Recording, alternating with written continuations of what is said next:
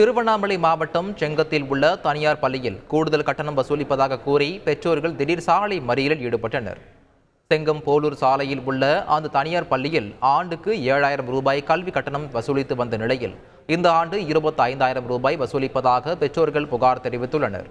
இது குறித்து பதிலளிக்காத பள்ளி நிர்வாகத்தை கண்டித்து பெற்றோர்கள் பள்ளி எதிரே சாலை மறியல் போராட்டத்தில் ஈடுபட்டனர். இதனால் குப்பநத்தம் செங்கம் சாலையில் போக்குவரத்து பாதிக்கப்பட்டது. போலீசார் பேச்சுவார்த்தை நடத்தியதை அடுத்து அனைவரும் கலைந்து சென்றனர்.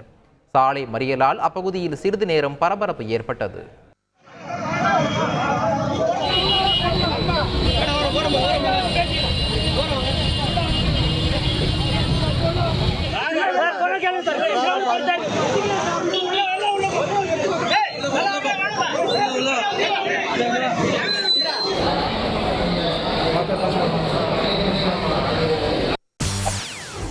செய்திகளை உடனுக்குடன் தெரிந்து கொள்ள உடனே சப்ஸ்கிரைப் பண்ணுங்க.